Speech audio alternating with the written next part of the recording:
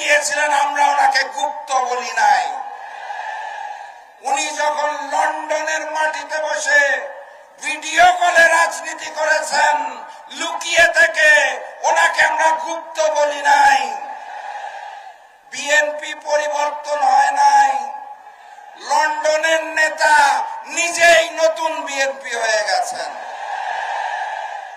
ওই লন্ডন থেকে এক নতুন মুফতি এসেছে, জানেন বোধহয় আপনারা।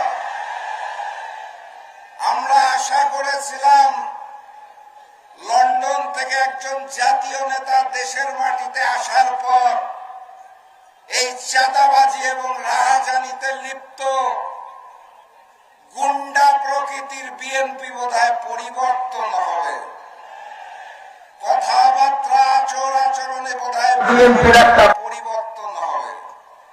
আমরা দুঃখের সাথে লক্ষ্য করলাম লন্ডন থেকে নেতা দেশে নামার পর বিএনপি পরিবর্তন হয় নাই, লন্ডনের নেতা নিজেই নতুন বিএনপি হয়ে গেছেন।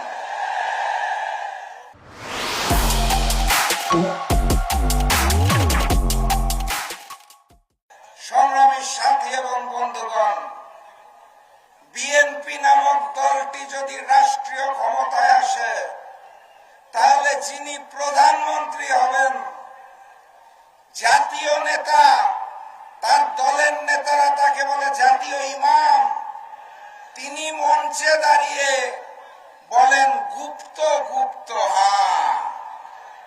ওনার মতো একজন জাতীয় নেতার মুখে আমরা এই ধরনের তৃতীয় শ্রেণীর রাজপথের বিএনপি কর্মীদের ভাষা আশা করি নাই।